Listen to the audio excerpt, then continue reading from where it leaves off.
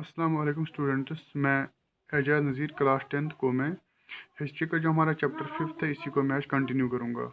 इसमें हमने पहले 3 पार्ट्स पढ़े हैं, आज हम पार्ट 4th पढ़ेंगे इसका, क्योंकि जो हमारा चैप्टर है इसका नाम है the print culture and the modern world. और आज मैं आपको पढ़ाऊँगा रीडिंग मैनिया के बारे में। क्योंकि पहले हमने देखा कि जो किस तरह से इंट्रोडक्शन ऑफ पेपर हुआ, फिर कैसे प्रिंटिंग वजूद में आया, फिर कैसे वेस्टर्न कंट्रीज़ में गया और उसके बाद क्या क्या इम्पैक्ट्स आए। और आज मैं आपको बताऊंगा कि जो 17th और 18th सेंचुरी था, इसमें हमने दो चीज़ों को देखा। पहला ये कि जो लिटरेसी रेट था वो बढ़ गया, वेंट अप हो गया, वो ज़्यादा बढ़ गया। और दूसरी चीज़ ये कि अब variety of printed material available हुआ फिर से। एंड सबसे अच्छी बात ये कि अब जो चर्चेस थे या जो रिलीजियस इंस्टीट्यूशंस थे, इन्होंने अब ये मतलब इन्होंने अब ये काम जिम्मे लिया कि हम लोगों को क्या करेंगे, मतलब एडुकेट, हम उनको पढ़ाएंगे लिखाएंगे। तो इसी मतलब सेंचुरी में अगर हम बात करेंगे 17th और 18th सेंचुरी की, जो फार फ्लंग एरियाज थे, जो पॉकेट्स थे मतलब इन कंट्रीज़ के फार फ्लंग एरियाज, अब वहाँ पे स्कूल्स सेटअप किए। वो किसने करवाए? इस चर्च ने। अब वहाँ पे क्या किया, स्कूल्स अब इन्होंने वहाँ पे सेटअप किए। इन स्कूल्स में जो आर्टिजन्स थे वहाँ के, जो पेजेंट्स थे वहाँ के, जो बाकी वो लोग थे वहाँ के, अब उन्होंने पढ़ा और लिखा because of the efforts of this church. और एक चीज़ ये है कि अब टाइम के साथ साथ जो लिटरेसी रेट थी वो भी अब इंक्रीज़ हो गई, और हमने देखा कि 60 से अब उसने जंप किया 80% तक। अब लोग क्या हो गए, वहाँ पे लिटरेट हो गए, अब उन्होंने पढ़ा और लिखा। और जो मतलब बाकी बाकी मतलब लोग थे, अब जब उन्होंने पढ़ा, इसमें मतलब एक जो जुनून सा पैदा हुआ लोगों में। क्या हुआ पैदा? एक जुनून सा, एक मैनिया, उनमें एक जुनून सा पैदा हुआ पढ़ने का। क्योंकि उस वक्त की जो सोसाइटी थी, उस सोसाइटी में जो मतलब ये नई चीज़ आई थी, ये लिटरेचर, ये बाकी प्रिंट कल्चर, अब लोगों ने पढ़ना स्टार्ट किया। जो मतलब उनकी जो थ्रस्ट थी टुवर्ड्स स्टडीज़ और टुवर्ड्स रीडिंग एंड राइटिंग, अब वो फुलफिल होने लगी। एंड अब ये जो रीडिंग था, ये खाली पहले भी मैंने आपको कहा कि ये मतलब ये खाली कन्फाइन नहीं रही एलीट क्लास तक। अब जो आम लोग थे, अब उन्होंने भी पढ़ना स्टार्ट किया। एंड जो डिमांड थी वो भी अब बहुत बढ़ गई बुक्स की, या बाकी जो लिटरेचर था इसकी अब डिमांड बढ़ गई। और इसमें हमने देखा कि जो बाकी बाकी किस्म के लाइक एल्मेनेक्स आए यहाँ पे, और एक किस्म आया क्या, एल्मेनेक्स आया यहाँ पे। अब ये क्या होता है एल्मेनेक्स में? हमने देखा कि इसमें जो एस्ट्रोनॉमिकल डेटा होता है, लाइक इसमें जो मतलब बाकी बाकी चीज़ थी, इसमें ये भी था कि इक्लिप्सेस कब आएंगे, या जो वो और एक चीज़ थी इसमें, मतलब इंट्रोडक्शन हुआ और एक चीज़ का, दैट इज़ और वो रिलीजियस कैलेंडर्स आए इसमें, या बैलेड्स आए इसमें। इन बैलेड्स में क्या होता था, इनमें मतलब वो स्टोरियाँ होती, इनमें सॉन्ग्स होते थे जो ब्रेवरी के, कुछ लोग जो ब्रेव होते थे किसी मतलब विलेज में या किसी खानदान में, किसी कबीले में उस वक्त, तो उनकी ब्रेवरी की स्टोरियाँ होती थी इसमें। इन स्टोरीज को वो गाते थे, और इस सिंगिंग से क्या होता था, इसमें एक एंथुजियाज्म पैदा होता था जो तब के लोग थे towards their particular culture, tradition, dress, उसके बारे में। और एक चीज़ ये कि जो टेल्स थी वहाँ पे, स्टोरीज थी, क्योंकि जो इंसान था मतलब फ्रॉम वेरी बिगनिंग इंसान स्टोरियाँ सुनता था। ये भी अब स्टार्ट हो गई, इन जो पेपर आया इसमें अभी छपना स्टार्ट हो गया। मगर मतलब जो ये मतलब पेपर्स थे, इनमें अभी सारा छपना स्टार्ट हो गया। और इससे क्या हुआ, इससे अब लोगों को पता चला रिगार्डिंग दियर ट्रेडिशंस, या स्पेशली उन चीज़ों के बारे में जिनको पहले क्या किया जाता था, वो नेग्लेक्ट किया जाता था, या जो कन्फाइन थी खाली जो मतलब वहाँ का रिलीजियस सेक्ट था उन तक ही। But with the help of this print culture, now the common man get knowledge regarding their customs, traditions and other वो religious things। और एक चीज़ है, अगर मैं आपको एग्जांपल दूंगा इंग्लैंड की। इंग्लैंड में क्या हुआ, इंग्लैंड में जो पेडलर्स है, इंग्लैंड में जो पेडलर्स है, अब पेडलर्स कौन होते हैं? हमने देखा जो हमारे यहाँ पे मार्केट्स होते हैं, उन मार्केट्स में कुछ लोग ऐसे होते हैं जो पैदल चलते हैं, वो घूमते रहते हैं पैदल, और उनके पास कुछ मटेरियल होता है बेचने के लिए। तो इसी तरह से इंग्लैंड में भी अब ये सिलसिला आया कि वहाँ पे कुछ लोग थे, वो वहाँ पे बुक्स बेचते थे, छोटी बुक्स। उन किताबों को, या उन जो किताब थी, उनका क्या नाम था? उनका नाम था चैप बुक्स। उनको हम क्या बोलते थे? Chap books. छोटी किताबें होती थी, ये कन्फाइन होती थी 4 to 6 पेज तक ओनली। और इसका जो नाम था, इसका नाम हमने फिर क्या दिया? पैनी बुक्स भी हम इनको बोलते हैं। क्या हम इनको बोलते हैं बेटा? पैनी बुक्स। अभी पैनी बुक्स क्यों हम इनको बोलते हैं? जैसे कि जो अगर हम बात करेंगे इंडियन करेंसी की, यहाँ पे जो लोवेस्ट वैल्यू है करेंसी का, दैट इज 1 रुपीज। इसी तरह से इंग्लैंड में क्या था? वन पैनी। तो जो ये बुक्स थी, ये खाली 1 पैनी में मिलती थी ये बुक्स। और इन बुक्स में ये कन्फाइन होती थी 4 से 6 पेज तक। और इन बुक्स को कौन पढ़ता था वहाँ पे? जो एक आम इंसान था, जो एक आम इंसान था, क्योंकि इनकी जो क्वालिटी ऑफ पेपर होती थी वो उतनी मतलब हाई नहीं होती थी। एक सिंपल सा पेपर इसमें इस्तेमाल करते थे। एंड जो इनकी बाइंडिंग होती थी बाहर से, वो भी मतलब ज़्यादा वो मतलब डेकोरेटेड बाइंडिंग वो नहीं होती थी। एक आम बुक थी ये। को हम ये कह सकते हैं कि जो इंग्लैंड था, इंग्लैंड में एक पैडलर सा सिस्टम स्टार्ट हुआ। और साथ ही साथ इसको फिर किसने इमिटेट किया? फ्रांस में भी। अब पहले कहाँ पे स्टार्ट हुआ? ये इंग्लैंड में। यहाँ से फिर कहाँ गया ये? फ्रांस में भी फिर ये गया। तो अब फ्रांस और इंग्लैंड में भी क्या हुआ? जो कुछ आम लोग थे, जो मतलब मजदूर थे, जो लेबरर्स थे, अब इनने जो ये चैप बुक्स थी, या जो पैडलर्स थे, इनसे अब उन्होंने किताबें खरीदी। ओनली 1 पेनीज में ये किताबें होती थी, मतलब एक माइन्यूट अमाउंट थी ये, टोटली माइन्यूट अमाउंट। ये पहले की तरह था नहीं कि जो बुक्स थी वो बहुत ही मतलब कॉस्टली थी, एंड जो एफर्ट खाली कौन करते? एलिट्स, या जो नोबल्स, या बाकी जो किंग्स, या जो कोई किसी एरिस्टोक्रेटिक फैमिली से बिलोंग करते थे। नाउ अब ये बात है 17th और 18th सेंचुरी की। 17th और 18th सेंचुरी में क्या हुआ? Change I. एंड जो चेंज आई, ये चेंज खाली मतलब ये चेंज जो है, इसने अपनी छाप सब क्लास पे डाली। From very upper two from very lower class, मतलब सभी क्लासेस में अब आए। और जो आइडियाज़ है, जो बाकी बाकी चीज़ें, वो अब पहुंचने लगे हर एक क्लास तक। और इसके साथ साथ जब टाइम बीतता गया, टाइम बीतने के साथ साथ और एक मतलब चीज़ आया, that is that is our that is our newspapers. क्या बेटा? That is our news papers.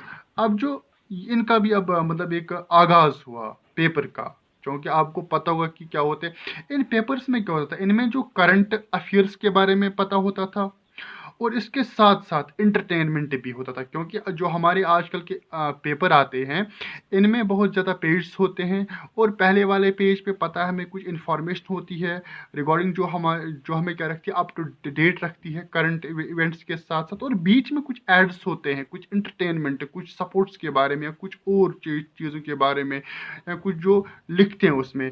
इसी तरह से इसने भी क्या किया? अब इसने भी एक मतलब एक इंटरवेंशन किया, जो मतलब लोगों का टेस्ट था वो बढ़ रहा था। अब वो खाली कन्फाइन नहीं रहा उन बुक्स तक, कि अब उन्होंने मतलब चाहे बुक्स आई, अब और एक चीज़ है यहाँ पे जो मैंने अभी आपको कहा, वो हमारे पेपर है, वो हमारा पेपर है, या हम इसको कहते हैं इंग्लिश में, हम इसको क्या कहते हैं, वो न्यूज़ पेपर्स अब आए मार्केट्स में। अब लोगों ने इनसे भी पढ़ा अबाउट करंट अफेयर्स या बाकी बाकी चीज़ों के बारे में। इतना ही नहीं, जो प्रिंट था, या जो प्रिंट मटेरियल हमारे पास इजीली अवेलेबल था। अब जो वहाँ के साइंटिस्ट थे, फेमस साइंटिस्ट थे, लाइक मैं आपको एग्जांपल दूंगा। हमारा साइंटिस्ट एक था एज़िक न्यूटन। एज़िक न्यूटन हमारा एक साइंटिस्ट था। इसने जब मतलब एक इसने जब ये वो दिया, मतलब थ्योरी इसने जब अपनी दी, वो जो इसकी थ्योरी थी वो भी अब किस में छपनी स्टार्ट हो गई? पेपर में। वो जो थ्योरी थी इसकी, वो पेपर में छपनी स्टार्ट हो गई, और उसके बाद वो थ्योरी फिर मतलब वर्ल्ड वाइड फेमस हो गई। फिर वो वर्ल्ड वाइड फेमस हो गई। एंड हम मतलब और एक चीज़ ये है कि जो ये सारा सिस्टम था, ये खाली साइंस तक ही नहीं, बल्कि जो हमारे थिंकर्स थे, ये तो मतलब अभी तक मैंने आपको क्या बोला कि साइंटिस्ट थे, जो लाइक हमारा जो इजाक न्यूटन था, इसने दिया मतलब थ्योरी ऑफ ग्रेविटी इसने दी थी। इसी तरह से जो बाकी सोशल थिंकर्स थे, लाइक थॉमस पेनी था, या वॉलटियर था, या और एक मतलब सोशल थिंकर था, उसका नाम था जे जे रूसो। इन्होंने भी अपने थॉट्स दिए। इन्होंने भी ये कहा कि चेंज आनी चाहिए सोसाइटी में।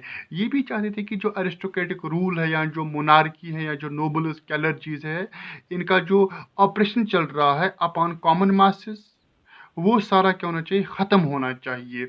तो इसके साथ क्या हुआ, जो ये मतलब बाकी बाकी लोग थे, उनका तो कुछ और नजरिया था इसको लेके। लेकिन जो हिस्टोरियंस थे, अगर हम हिस्टोरियंस की बात करेंगे, हिस्टोरियंस का मानना था कि जो प्रिंट कल्चर है, इस प्रिंट कल्चर ने किसको हेल्प किया, जो फ्रेंच रेवोल्यूशन था, जो फ्रेंच रेवोल्यूशन था वो इसी की वजह से आया। जो प्रिंट कल्चर आया, प्रिंट कल्चर की वजह से क्या आया, फ्रेंच जो फ्रेंच रेवोल्यूशन था वो इसी की वजह से है। मतलब जो हिस्टोरियंस थे, उनका मानना था कि जो मतलब प्रिंट कल्चर था, ये कॉज बना किसका, फ्रेंच रेवोल्यूशन, क्योंकि उनका एक अलग सा अपना पर्सपेक्टिव था। उनका अलग सा अपना एक पर्सपेक्टिव था। अब हम मतलब यहाँ पे क्वेश्चन ये राइज होता है कि क्यों, किस तरह से। देखो, इंपॉर्टेंट चीज़ ये है कि अब लोगों ने स्टार्ट क्या किया, लोगों ने देखा कि जो भी कोई रूलर है, या जो भी कोई सुप्रीम बॉडी है, या जो भी कोई अथॉरिटी है, जब भी वो कोई लॉ निकालते हैं, अब लोगों ने किस पे सोचना स्टार्ट किया, रीजन पे, रादर देन कस्टमर्स। लोगों ने कस्टमर्स को छोड़ा। अब लोगों ने बोला कि जो भी कोई लॉ आएगा, या जो भी कोई चेंज आएगी, इसके पीछे वजह क्या है, मतलब जो रीजन वो क्या है, न कि कस्टम। मतलब कस्टम में क्या था कि जो भी आया ये पहले से ही मौजूद था, तो हमें भी इसको क्या करना है, फॉलो करना है। मतलब सम सॉर्ट ऑफ वो लेगेसी होती थी कि जो भी कोई चेंज आया, जो हमारे एंसेस्टर्स थे, जो हमारे एल्डर्स थे, उन्होंने ये किया तो हम भी वैसा करेंगे ना। अब लोगों ने कहा कि नहीं, वैसा नहीं होना चाहिए। अब हम मतलब रीजन पे अब हम फोकस करेंगे कि ऐसी जो चेंज है, इससे क्या होगा, क्या क्या मतलब इसके जो आउटकम्स है वो कैसे आएंगे। इसी तरह जो हिस्टोरियंस थे, उनने कहा कि जो फ्रेंच रेवोल्यूशन था वो इसी वजह से आया। मतलब जो मतलब प्रिंट कल्चर था, इसने इसी की वजह से जो लोग इनलाइटेंड हो गए। क्योंकि इनलाइटनमेंट का मतलब ही क्या है, मतलब इनलाइटेंड एज को ही हम क्या बोलते हैं, एज ऑफ रीजन।